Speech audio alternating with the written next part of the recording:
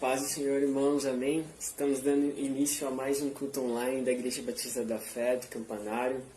Espero que você já tenha convidado seus amigos e familiares. Se não fez ainda, aproveite essa oportunidade, convide que ainda dá tempo. Convide ao longo de toda a duração do culto, para que mais pessoas possam se reunir e adorarmos todos juntos ao Senhor.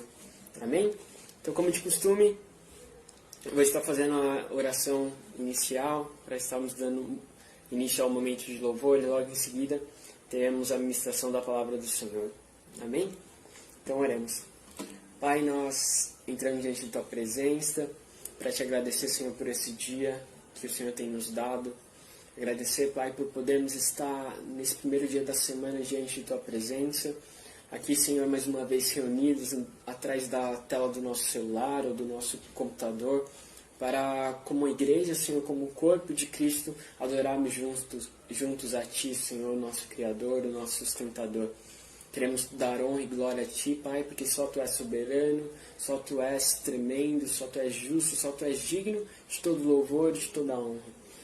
O Senhor é aquele que tem o poder sobre todas as coisas estão debaixo de Tuas mãos. Não há, Pai, nada, nenhum ser visível ou invisível que se compare ao Teu poder, à Tua glória, à Tua majestade. E nós temos a honra e o prazer de estar diante de Tua presença, Senhor, de poder juntos adorar o Teu nome. Tudo graças, Senhor, ao Teu Espírito Santo que habita dentro de nós, o qual o Teu Filho Jesus Cristo enviou para nós. Pai, que nós possamos ser todos os dias gratos a tudo que o Senhor tem feito por nós, mesmo em meio a situações que parecem difíceis para nós, que parecem complicadas, que nós possamos ter a certeza de que o Senhor está cuidando de nós, que nós possamos ter a certeza de que, assim como o Senhor cuida das aves, e assim como o Senhor veste as flores, o Senhor também tem cuidado de cada um de nós, e o Senhor continuará cuidando ainda mais de nós por todos os dias da nossa vida. E que nós possamos usar todo esse cuidado, todo esse apreço que o Senhor tem por nós e adorá-lo, Pai. Usar essas coisas, o fôlego de vida que nós temos para agradecê-lo, para louvá-lo, engrandecer o Teu nome e para compartilhar, Senhor, essas boas novas, para compartilhar a Tua mensagem, o Teu Evangelho, para que mais vidas sejam alcançadas por Ti, para que mais vidas vejam a Tua luz, para que mais vidas saiam do mundo da escuridão, das trevas, do pecado, e sejam libertas pela Tua palavra, pela pessoa de Jesus Cristo. Que nós possamos essa noite adorá-lo, glorificá-lo, Pai, e que o Senhor receba a nossa adoração e que nós possamos ser edificados mais esta noite. É que pedimos e agradecemos em nome de Jesus. Amém? Então vamos dar início ao momento de louvor. E antes de estarmos louvando, eu gostaria de deixar uma palavra para os irmãos, que se encontra em Romanos 11, a partir do versículo 33, que diz: a profundidade da riqueza, da sabedoria e do conhecimento de Deus. Quão insondáveis são os seus juízos e inescrutáveis os seus caminhos. Quem conheceu a mente do Senhor, ou quem foi seu conselheiro? Quem primeiro lhe deu para que ele possa retribuir? Pois dele, por ele e para ele são todas as coisas. A ele toda a glória para sempre. Amém. Amém. Que nós possamos ter isso em mente de que esse é o nosso Deus, que tem uma sabedoria enorme, um conhecimento que é insondável, é inescrutável. A gente não consegue penetrar na mente de Deus para saber o que Ele está pensando, para medir o tamanho da sabedoria dele. Ele é aquele que é antes de todas as coisas, aquele que era, que é e que há de vir. Ele já existe desde a fundação do mundo. Ele quem criou todas as coisas. Dele, para Ele, por Ele são todas as coisas. Então que nós possamos ter em mente de que o Senhor é soberano, que nós possamos ter em mente de que nós precisamos apenas confiar nele, precisamos apenas deixar que Ele nos guie, precisamos apenas confiar nas palavras dele e seguir os mandamentos dele. Então que nós possamos ouvir a palavra dele essa noite, que nós possamos louvá-lo de acordo com o que a palavra dele nos ensina, e que nós possamos passar sobre qualquer qualquer tempestade, sobre qualquer mar que crescer, e ter o coração firmado na palavra dele. Amém? Então, louvemos ao Senhor.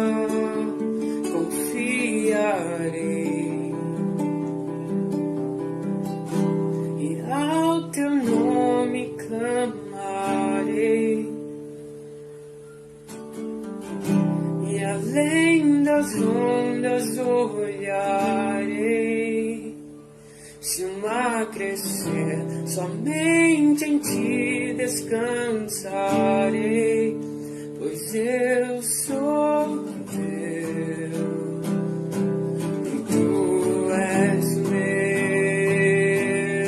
Oh, oh.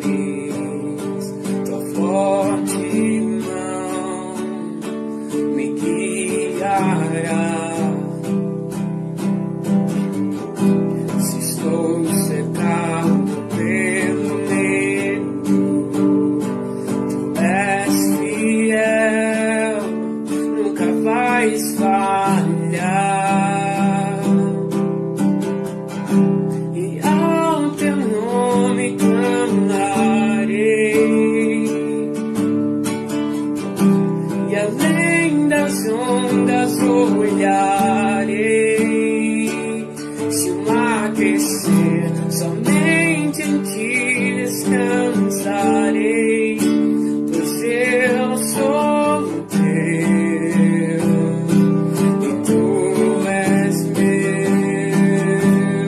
Oh, oh,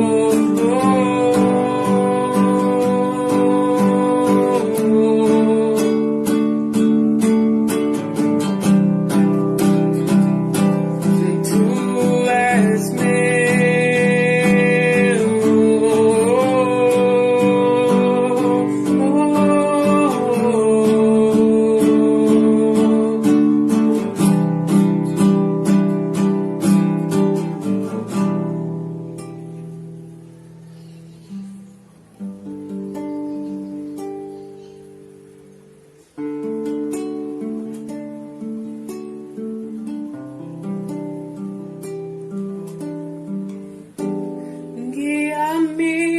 Que em tudo em ti confie, sobre as águas eu caminhe, por onde quer que chames.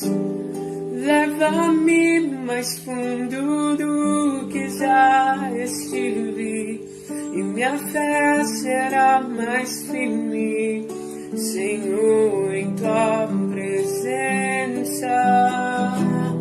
Guia-me para que em tudo em ti confie, sobre as águas eu caminhe, por onde quer que chames.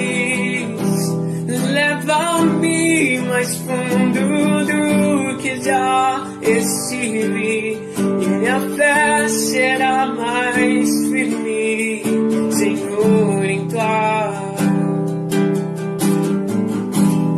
Guia-me para que em tudo em ti confie, sobre as águas eu caminhe,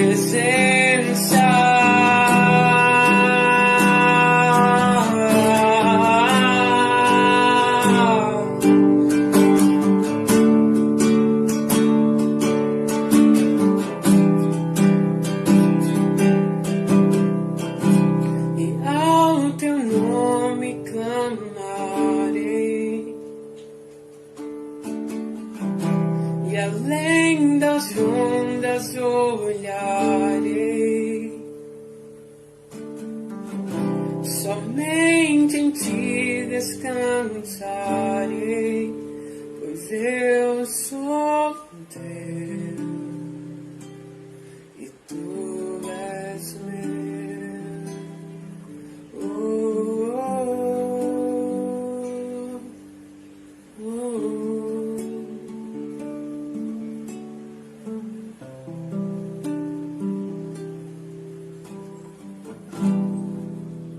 Amém. Nós pertencemos a Ele e Ele habita dentro de nós, amém?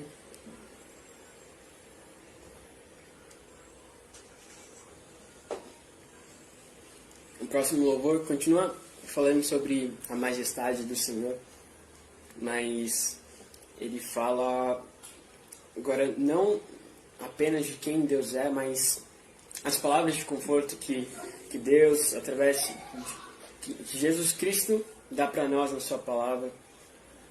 E ele começa assim: não se turbe o vosso coração, crede em Deus, crede também em mim, porque na casa de meu Pai há muitas moradas. Que nós possamos então crer nas palavras de Jesus, fazer delas verdade para o nosso coração e não nos preocuparmos, não angustiarmos nosso coração com qualquer coisa, porque é necessário apenas que nós acreditemos em Jesus e acreditemos no Pai. Amém?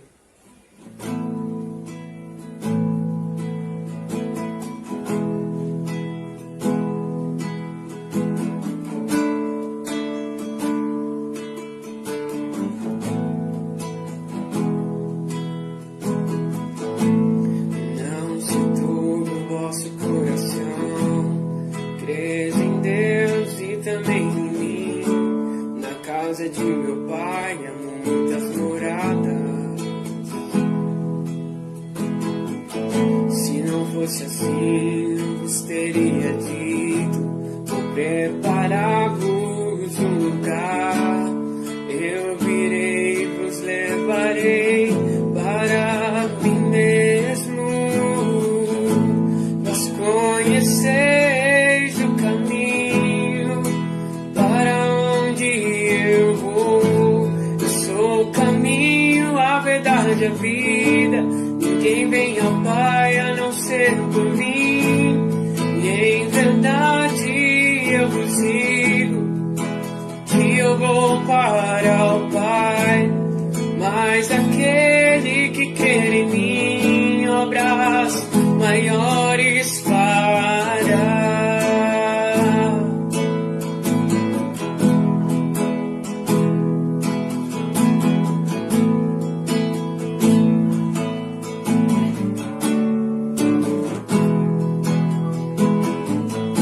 Se me amares verdadeiramente, guardareis os meus mandamentos. Eu rogarei ao Pai e Ele vos dará o Consolador, o Espírito da verdade, que o mundo não pode receber, mas Ele habita em vós e estará em vós para sempre. Aquele que tem os meus mandamentos e os guarda, esse é o que me ama. E se alguém me amar, será amado do meu Pai. Eu também o amarei, me manifestarei a Ele.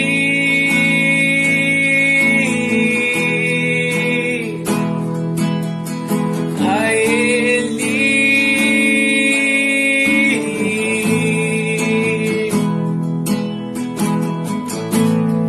Oh, oh, oh, oh, oh.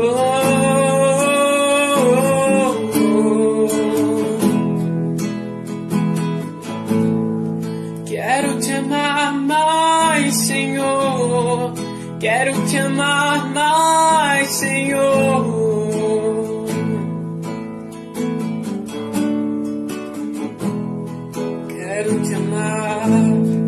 Quero te amar mais, Senhor. Quero te amar mais, Senhor.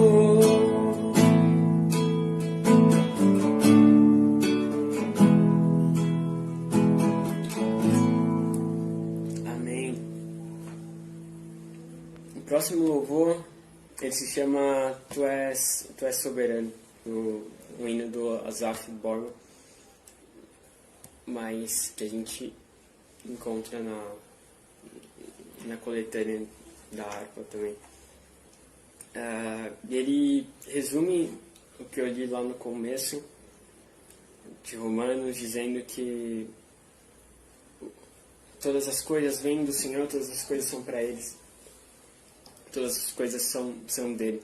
Esse louvor diz isso, que tu, Deus, é soberano sobre a terra, sobre os céus, tu és Senhor absoluto. E tudo que existe e acontece, o Senhor sabe muito bem. Ele é tremendo. Só que apesar de toda essa grandeza, apesar de todo esse poder, toda essa glória que Deus tem, Ele se importa comigo e se importa com você. E esse amor invade a gente e nos leva para Ele. E a gente cumpre a palavra, né? Nós o amamos porque Ele nos amou primeiro. O amor de Deus nos atrai, o amor de Deus nos quebranta. Então que Ele possa nos quebrantar mais uma vez, para louvarmos todos juntos que o Senhor é soberano. Amém?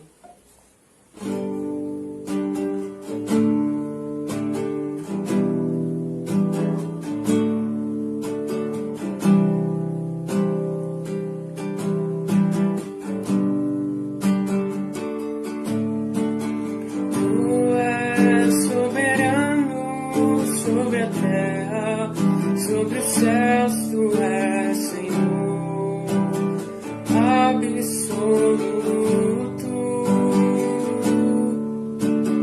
Tudo que existe acontece, tu sabes muito bem. Tu és tremendo. Tu és soberano sobre a terra, sobre os céus, tu és Senhor absoluto. Tudo que existe acontece, tu sabes muito bem. Tu és tremendo. Mas apesar dessa glória que tem, tu te importas comigo também. E esse amor tão grande eleva-me a amar-me a ti. Tu és tremendo.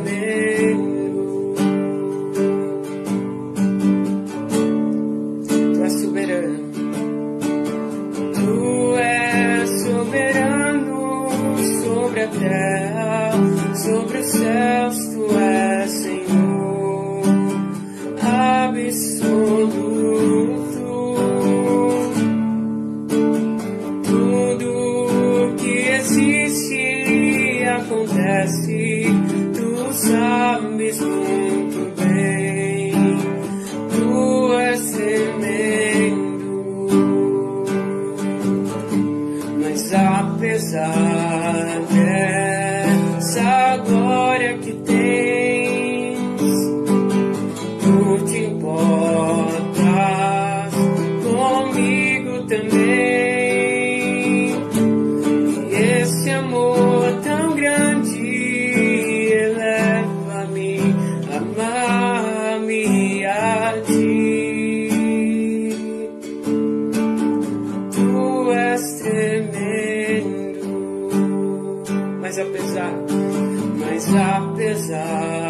dessa glória que tens,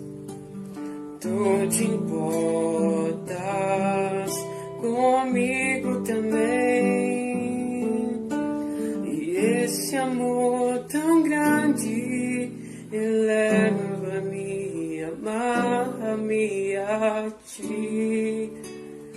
Tu és tremendo. Amém? Nosso Senhor é soberano, Ele é tremendo.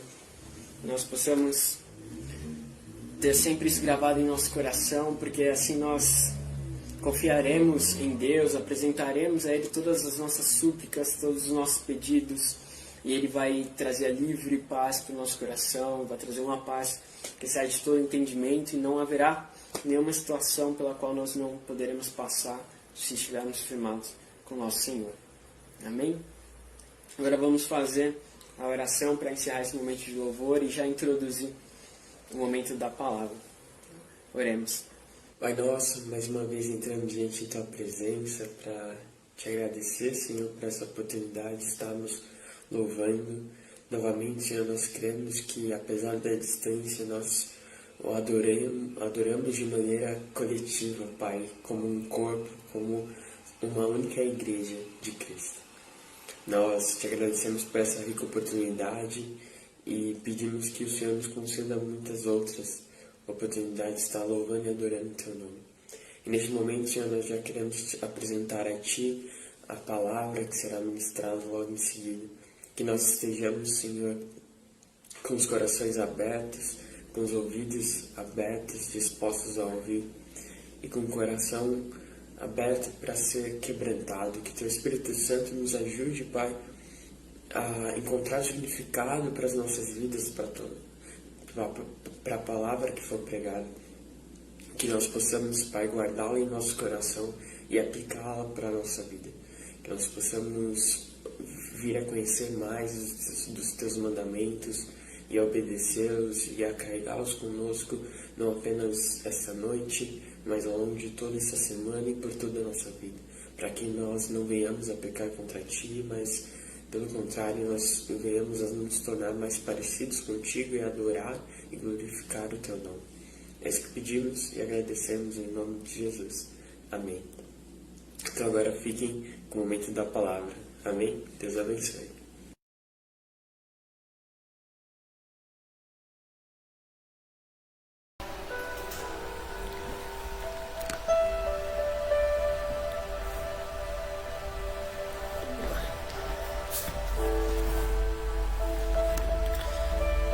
A paz do Senhor, irmãos.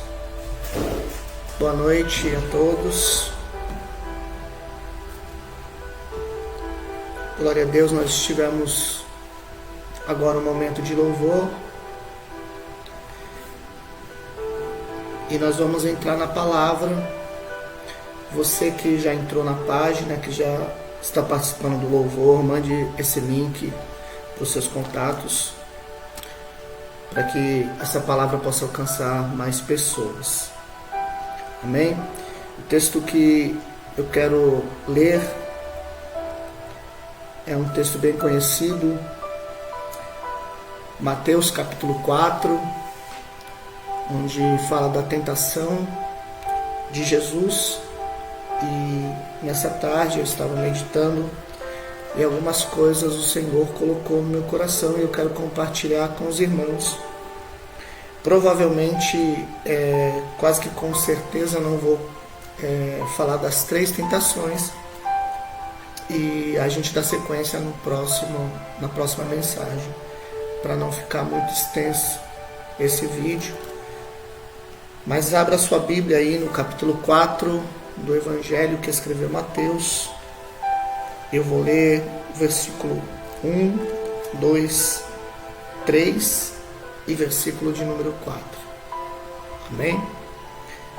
Está escrito assim: Então Jesus foi levado pelo Espírito ao deserto para ser tentado pelo diabo.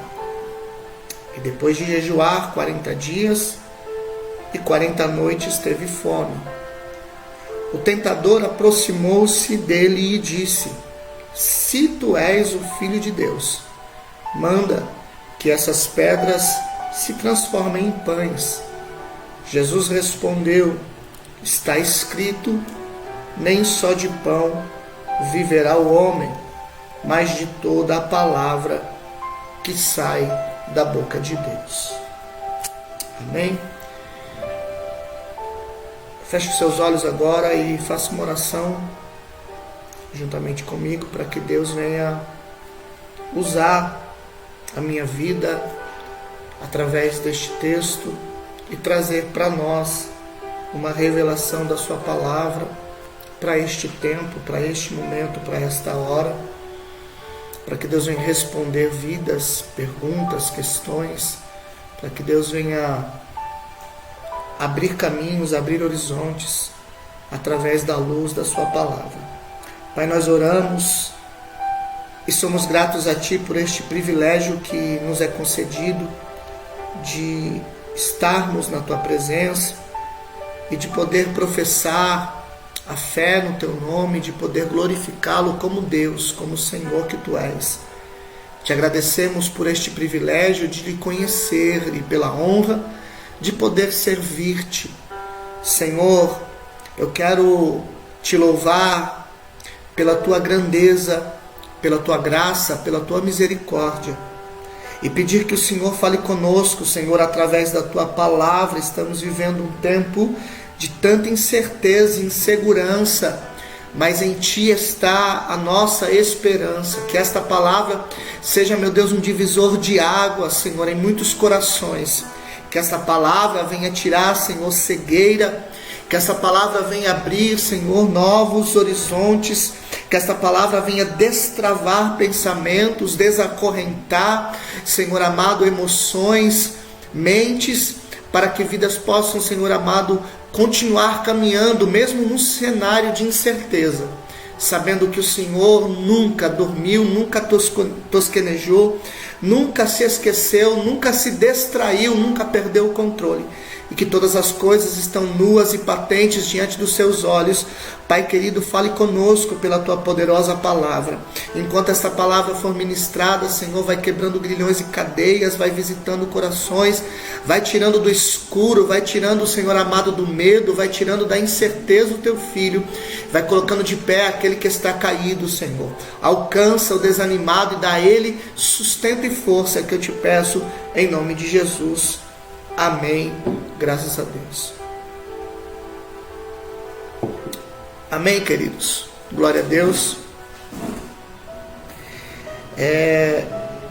O texto que nós lemos, como eu disse, é de fácil compreensão, ou na verdade ele é muito conhecido no nosso meio.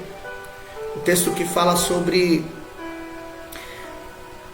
a tentação de Jesus, né?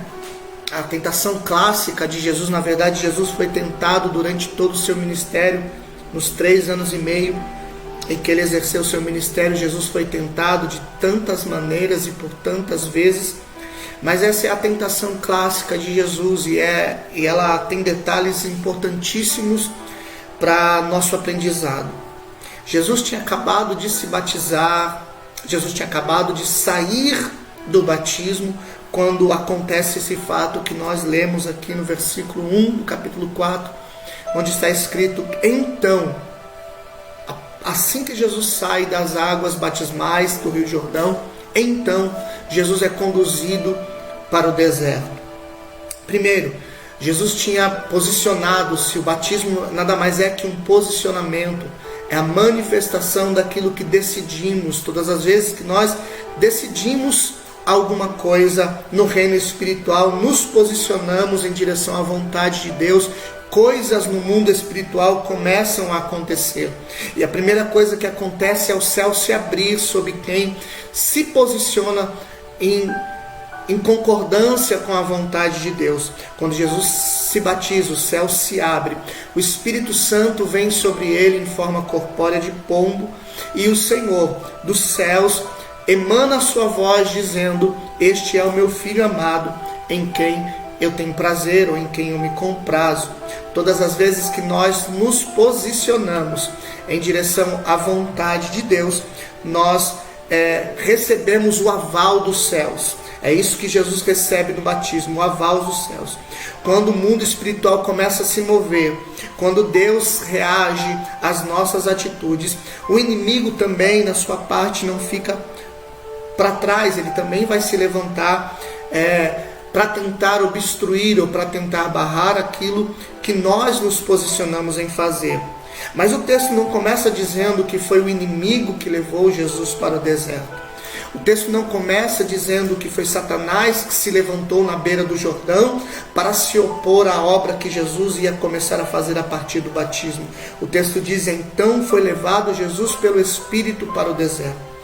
Deus nos leva a lugares, Deus nos leva a ambientes que vão proporcionar à nossa vida experiências e testes do quais nós temos que passar. Todas as vezes que Deus quer usar alguém, todas as vezes que Deus quer levar alguém a algum novo estágio da sua vida, o Senhor proporciona ambientes de testes na sua vida para que Ele possa passar. Não é diferente na nossa vida natural, na nossa vida secular. Qualquer habilitação que você queira conquistar, quando nós queremos passar a ter liberdade para dirigir o carro, ter a carteira de habilitação, nós precisamos fazer um teste. Quando você quer entrar numa empresa, você faz um teste. Quando você quer entrar numa faculdade, você faz o vestibular. E o teste nada mais é do que uma habilitação ou uma comprovação da sua habilidade para exercer tal função, para entrar em tal lugar.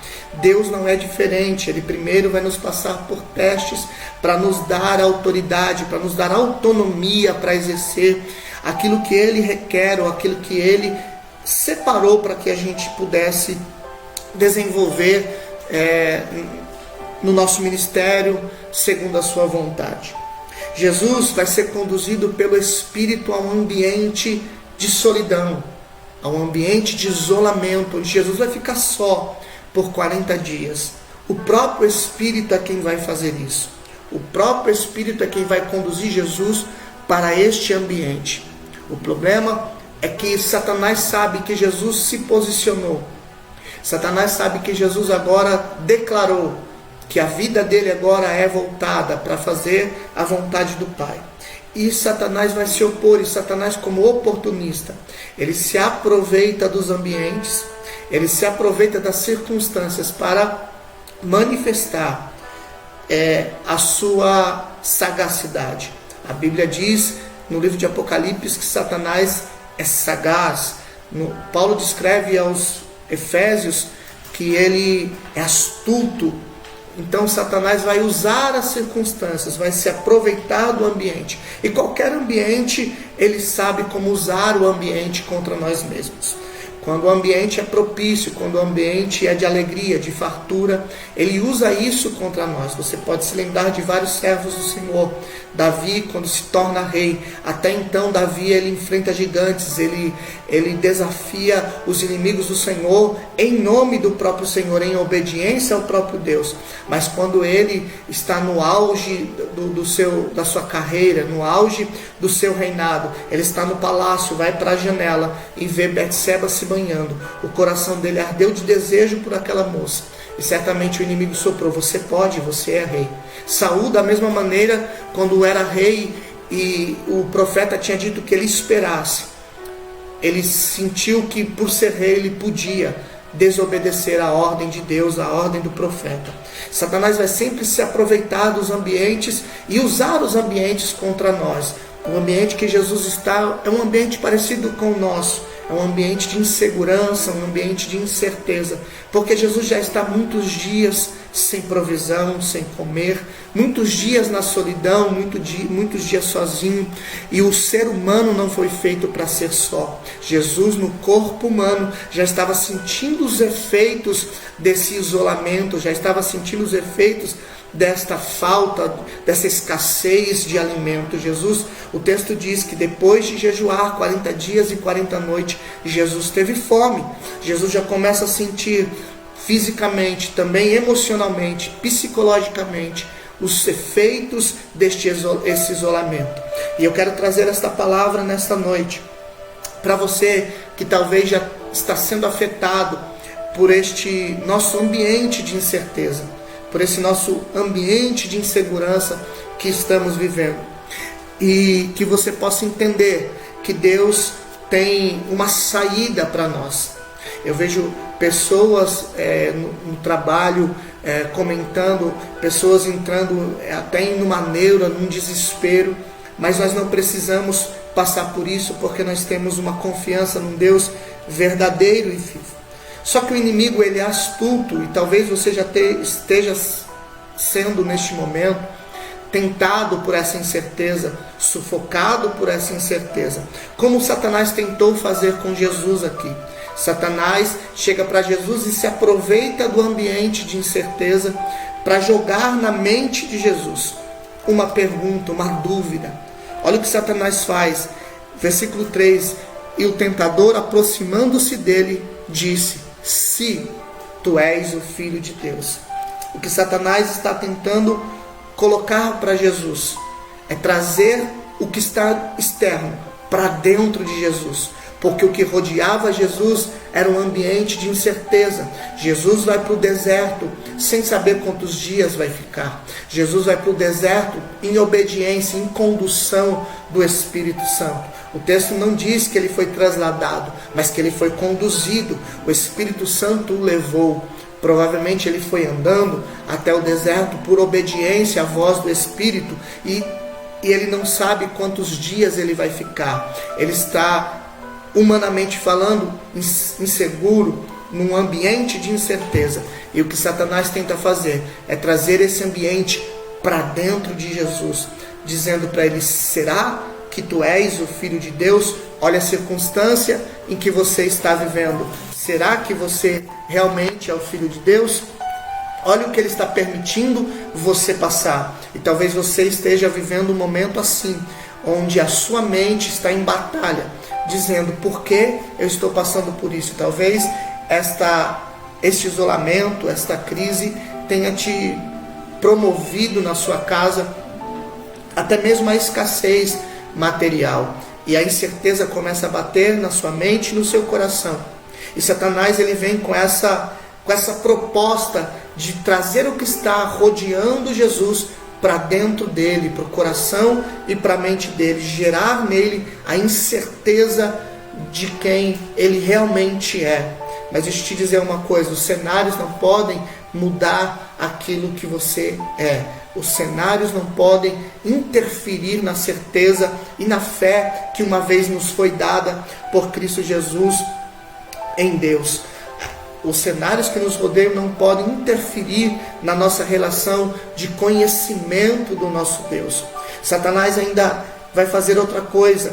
Quando ele diz: se tu és o Filho de Deus, ele continua: manda, ordena que essas pedras transformem-se em pães. Essa é a proposta de Satanás, trazendo a incerteza para Jesus e provocando nele uma reação para tirar a incerteza. Ou seja, se você tem certeza, então manda, porque ele vai te ouvir, ele vai te prover o que você precisa. O que Satanás está fazendo nada mais é que incitar Jesus contra a vontade de Deus. E nesse ponto eu quero dar uma parada para te trazer uma reflexão. Por que Satanás está incitando Jesus contra a vontade de Deus? Porque o cenário que Jesus está vivendo não foi provocado por ele mesmo. O cenário que Jesus está vivendo não foi produzido por Satanás. O cenário que Jesus está vivendo foi montado pelo próprio Deus. E deixa eu te dizer uma coisa: desde o dia que você decidiu seguir ao Senhor, desde o dia que você decidiu obedecer a sua palavra, todos os cenários da sua vida não foram montados por Satanás. Ainda que se forem, não foi porque ele decidiu assim, mas porque Deus assim o permitiu. A não ser que você esteja como Jonas, andando na contramão da vontade de Deus, onde seus pés pisarem.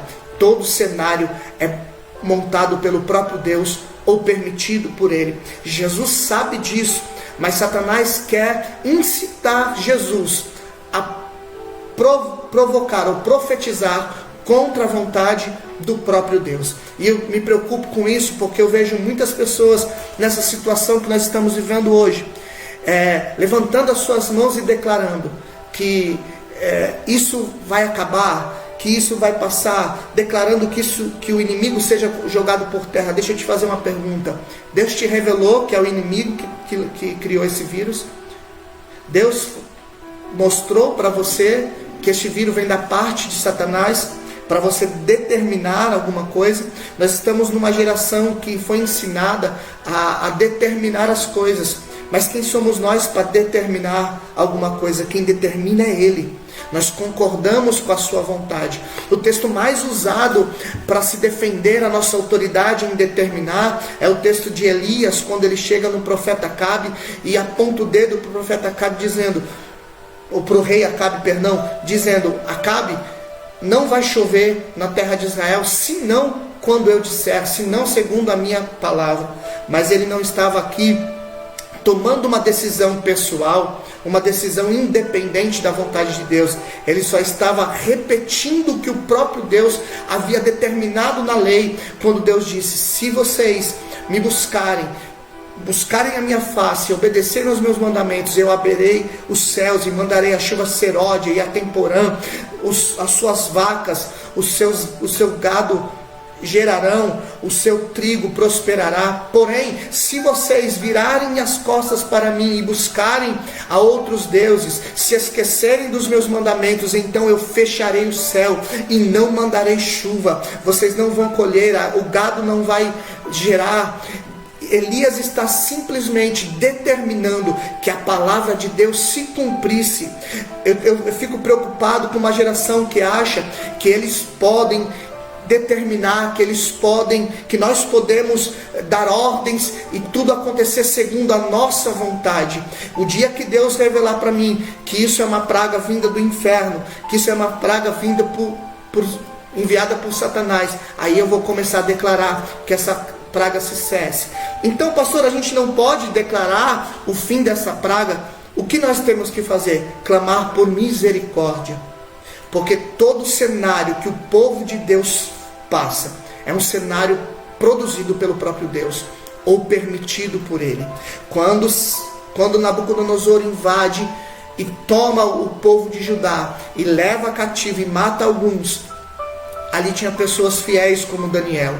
Mas Daniel não deixa de passar pelo exílio, mesmo sendo fiel. E o próprio Deus diz que levantou Nabucodonosor. A história do povo de Israel. Quantas vezes Deus enviou os inimigos contra o seu próprio povo para os ensinar. No deserto, Deus manda serpentes mortais para corrigir o seu próprio povo. Então, eu não posso afirmar que todo mal que vem sobre a terra, ou todo mal que vem sobre a minha vida, vem porque o inimigo está furioso. Mas eu, a partir do momento que eu estou em obediência ao Senhor e buscando a face do Senhor, eu tenho que crer que todo cenário que o meu pé pisa é um cenário projetado pelo próprio Deus. E o que nós temos que fazer nos cenários que Deus projeta, que não são agradáveis, que não são bons para nós temos que clamar por misericórdia, porque Deus não tem prazer em ver o sofrimento do ser humano, mas Deus, como Pai, permite cenários de sofrimento para que nós venhamos aprender alguma coisa. Nós temos que fazer o que Elias fez, quando Elias declara, quando ele está debaixo da palavra, ele declara o que a palavra já declarava, mas para voltar a chover, para cessar para interromper o castigo divino sobre a nação que estava adorando outros deuses, que tinha se esquecido do pacto, da aliança com Jeová, para voltar a chover sobre a terra, ele não determina, porque ele sabia que o povo ainda estava em pecado. Ele não declara: abra-se os céus, mas o texto diz que depois que ele conserta o altar, é tempo de nós refletirmos o que precisa ser consertado. Porque Deus permitiu esse cenário de céu fechado, porque Deus permitiu esse cenário de incerteza, de insegurança. Elias não vai ao Carmelo para declarar: olha aqui, Deus é Deus, Baal não é Deus, e vocês vão descobrir agora, porque o céu vai se abrir e a chuva vai descer quando eu orar. Ele não faz isso. Primeiro ele conserta o altar. Antes que Deus abra de novo os céus, Ele está requerendo de nós que nós reparemos os altares. É tempo de consertar o que está errado, o que está fora, o que está em discordância com a vontade de Deus Depois que Elias repara o altar, ele faz uma oração para que Deus mande fogo e consuma o holocausto, para que Deus receba o seu sacrifício. Primeiro Deus tem que receber o nosso sacrifício. É tempo de clamarmos por misericórdia, de clamarmos pela nossa nação, de clamarmos pelo mundo que tem se esquecido do Deus que criou essa terra. Tempo de nós buscarmos a face do nosso Senhor e pedimos a Ele misericórdia. Depois que Deus responde com fogo, Elias mata os profetas. Quando Elias mata os profetas, ou seja, tira a apostasia, tira o engano da nação, ainda assim Elias não ousa olhar para o céu e determinar que a chuva volte a cair sobre a terra. Ele sobe de novo no Carmelo, coloca os joelhos no chão, coloca a cabeça entre os seus joelhos e começa a clamar. E ele manda o moço olhar para a direção do mar e dizer o que ele vê. O moço diz: eu não vejo nada. Ele manda o moço repetir isso por 7 vezes. E na 7ª vez o moço diz: eu vejo uma nuvem no tamanho da mão de um homem. Queridos, quando o nosso clamor chegar ao 7 da perfeição, quando o nosso clamor atingir o coração de Deus, essa praga vai cessar. Não importa qual seja a origem dela, se foi o próprio Deus que mandou, se foi o homem que criou, se é Satanás investindo contra a humanidade. Quando o nosso clamor atingir o coração de Deus, quando nosso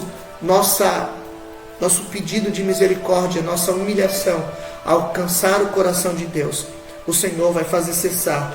E a chuva veio sobre Israel. Não adianta a gente determinar que essa praga cesse. Não adianta fazermos campanha, subirmos ao monte para determinar que essa praga venha cessar, se não for essa a vontade de Deus. Nós temos que primeiro entender o que Deus requer de nós, por que Deus permitiu este cenário.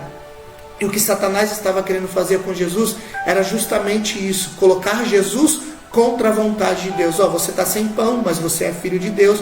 Você está no deserto sem provisão, mas você é filho de Deus. Então determina para que essas pedras virem pães. Se Jesus faz isso, Jesus estaria se colocando contra a vontade de Deus, porque o cenário de escassez, de fome, foi o próprio Deus que tinha montado para testar, para provar Jesus. Há cenários que o Senhor permite que nós passemos, não é para a gente determinar que Ele finde, mas é para a gente entrar na presença dEle com humildade e reconhecermos que altares precisam ser consertados, que coisas precisam ser tiradas para que Deus volte a abrir os céus sobre nós. A terceira coisa que Satanás faz nessa primeira investida dele, que foram 3, ele está querendo impor uma condição para Deus. Quando ele diz para Jesus: se tu és o Filho de Deus, manda que essas pedras se tornem em pães. Ele está dizendo: se Deus te ama como filho, e se Ele te tem como filho, se você é filho dele, basta você mandar para essa pedra, porque o poder dele vai fazer com que essas pedras se transformem em pães, porque Ele é obrigado a atender uma necessidade sua.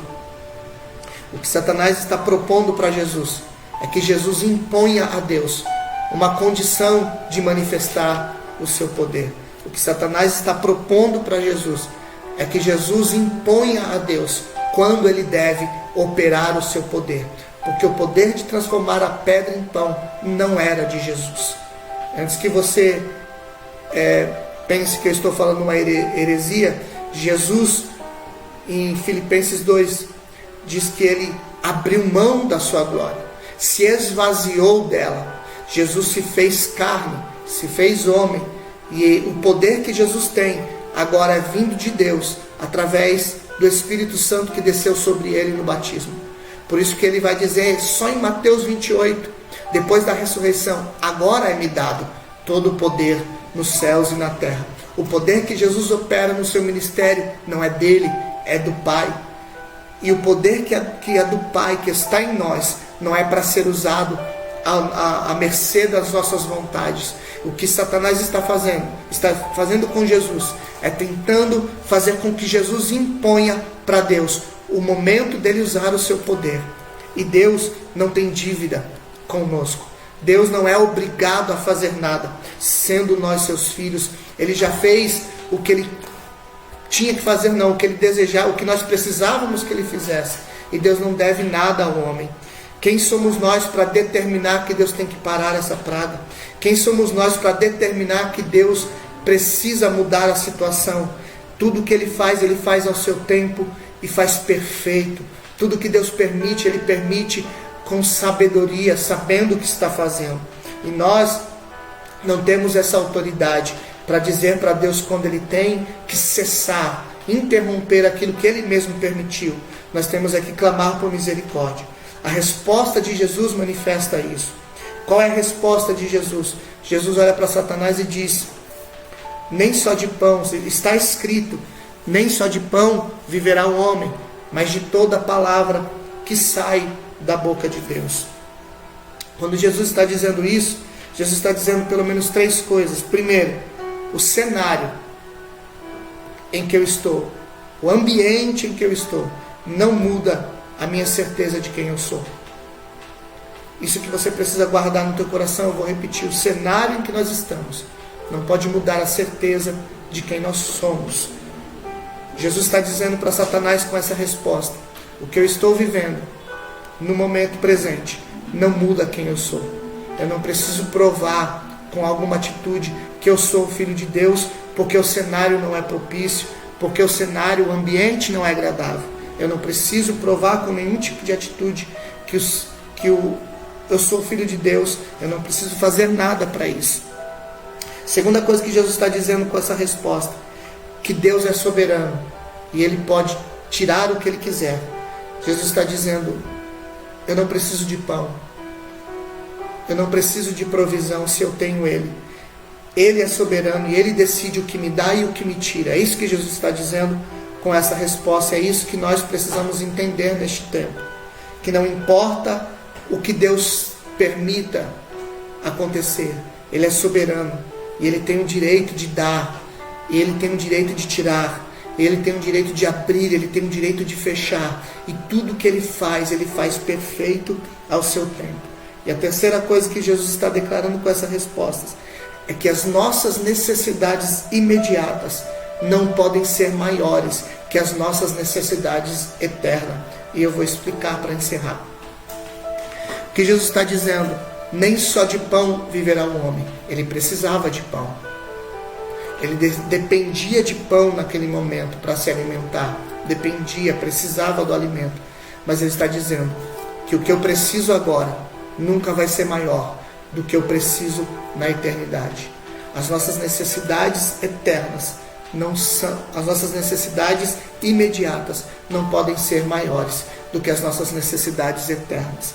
E o que o inimigo quer propor neste tempo é que você se apegue às suas necessidades imediatas, se apegue às suas necessidades momentâneas, à sua necessidade talvez de trabalhar, você que está impedido disso, a sua necessidade de se relacionar com um parente, você que tem alguém que está isolado e gostaria de vê-lo, mas ele tem uma condição de risco e você não pode nem sequer vê-lo de longe. O que Satanás quer propor é que você coloque essa necessidade em primeira instância, mas essa não é a nossa primeira necessidade. A nossa primeira necessidade são eternas, são as necessidades espirituais. Jesus está dizendo: mais do que eu preciso de pão, eu preciso obedecer e respeitar a vontade de Deus. Mais do que nós precisamos nos socializar, mais do que nós precisamos voltar a cultuar nos templos, mais do que nós precisamos voltar a nos ver e nos abraçar, nós precisamos obedecer e entender este tempo, o que Deus quer para nossas vidas. Jesus estava ali entendendo que o próprio Espírito levou para aquela situação, e o próprio Espírito tinha poder para tirá-lo, e ele não ia fazer isso com as suas próprias mãos. Eu quero parar por aqui. Na próxima mensagem eu vou continuar falando sobre a segunda tentação, onde Jesus é levado ao pináculo do templo. E Satanás diz: se tu és o Filho de Deus, lança-te daqui, porque não vai te acontecer nada, porque está escrito: aos teus anjos dará a ordem ao seu respeito, para que não tropece com teu pé em pedra alguma. Mas eu gostaria que você guardasse no teu coração essas verdades. Num momento de incerteza, Satanás quer trazer esse ambiente de incerteza para dentro de você. Foi o que ele fez com Jesus, dizendo: se tu és o Filho de Deus. Mas não permita que o ambiente de incerteza provoque uma incerteza no teu coração. Mesmo que todas as coisas estejam instáveis, continue estável, continue convicto, continue certo de que Deus é o nosso Pai e o nosso cuidador. Ele zela por nós e Ele cuida de nós. Nesse ambiente de incerteza, não permita que Satanás te coloque contra a vontade de Deus. Não declare nada, não profetize nada que você não tenha certeza que é a vontade do próprio Deus. Mas busque misericórdia do Senhor. Busque a graça do Senhor. Busque a face do Senhor. E segundo, ou melhor, terceiro, não deixe que o inimigo ou que a sua mente te engane, trazendo para você esse momento de incerteza, um sentimento de que Deus tinha que agir logo. Deus, ele não age, não chega atrasado, mas ele nunca também chega adiantado. Ele chega no momento exato. E se ele não agiu ainda, ele tem um propósito nisso. Então não deixe o seu coração te enganar, não deixe a sua mente te enganar de que Deus já deveria ter feito alguma coisa. Quando ele tiver que fazer, ele assim o fará. E responda para a tua mente, responda para Satanás, que o cenário não vai mudar, a certeza, a convicção de quem você é. Responda para Satanás e para a sua mente que Deus é soberano e Ele pode fazer o que quiser, e ainda assim nós vamos continuar confiando, esperando nele. Como Jó disse: ainda que Ele me mate, nele eu esperarei. E por último, declare isso, que as necessidades imediatas não são maiores que as nossas necessidades eternas. A nossa necessidade eterna é continuar tendo comunhão com Ele. E Ele disse que estaria conosco todos os dias, ainda que a porta esteja fechada, ainda que o pão esteja escasso, ainda que as circunstâncias estejam incertas, Ele continua conosco. Essa é a nossa maior necessidade e nada pode apagar isso. Amém, queridos? Guarde esta palavra no seu coração, compartilhe esse link que vai aparecer aí para os seus contatos. Deus te abençoe e tenha uma semana abençoada em nome de Jesus. Amém. Deus te abençoe.